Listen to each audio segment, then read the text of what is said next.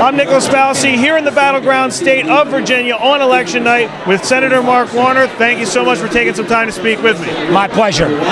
I think we're ready for this to be done. Like most Americans, I think they're ready for the whole campaign to be over. I still feel very good about how things are going to work out for Hillary and Tim in Virginia.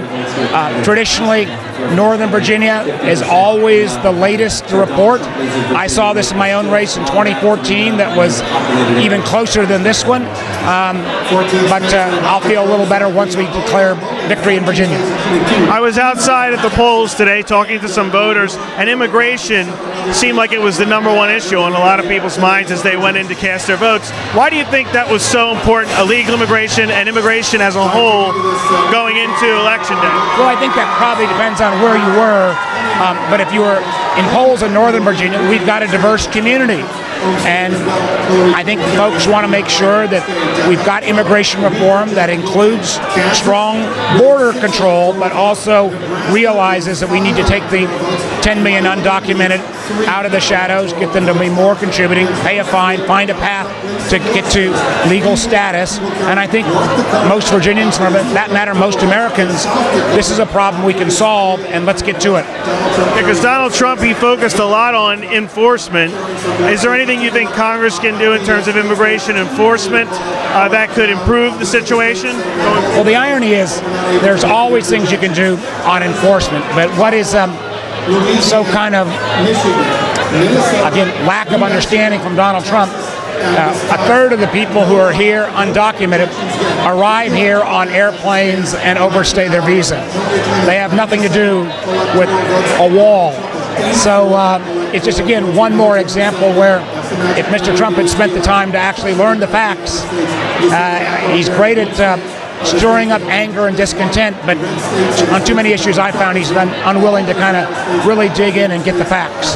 Now, the pathway to citizenship, since it seems to be the most divisive issue politically, do you think the Democrats and Republicans could get together as a first step and maybe reform the visa process, simplify it? Well, clearly there's needs to have reforms in the visa process, and both on H-1B and H-2B, both of those programs need reform. I know in terms of agricultural workers, there's a lot of Virginia jobs that would be lost, particularly in the seafood industry, if we didn't have a guest worker program.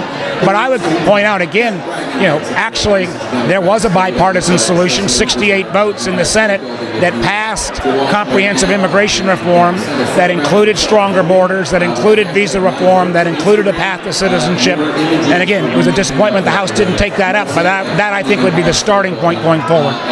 Mr. Trump had a strong message on enforcement in terms of illegal immigration.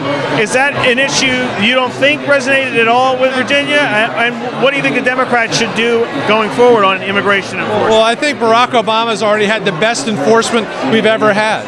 I mean, in fact, he's gone so far that many in the Latino community especially have been upset with how many people have been deported. We've actually had a net out migration. More people have left the United States over the southern border than come in the last couple of years. We've increased Customs Border Patrol by a factor of 8 since 1990. Enforcement is really strong. The wall is, a silly idea that's never going to happen.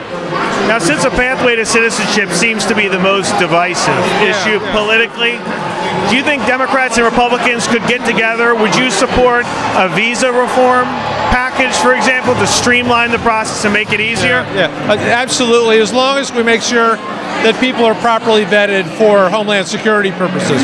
But yeah, and you can, even the path to citizenship, there's much we can do before that. Letting people get driver's licenses, making sure people are paying taxes that aren't necessarily citizenship, but it takes them out of the shadows, takes the families away from fear. Yeah, because it seems like right now, because there's such a strong disagreement on a pathway to citizenship, there's been no action at all from Congress. I've had, as a Democrat, I'd like comprehensive immigration reform, but I've talked to Bob Goodlatte, the congressman who chairs the Judiciary Committee, and if there are incremental steps, let's take the incremental steps, things that we can agree on. The art of negotiation is finding all the things you can agree on and narrowing the things you don't. So if there's a President Clinton, for example, and there's a Democratic Senate, possibly a Republican Senate, then the Republican House, what would be the #1 step you think that that could pass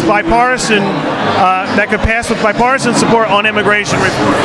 I would think the very first thing would be some kind of paper, some identification document that recognizes that you're here, that you're paying taxes, that you're not breaking any laws.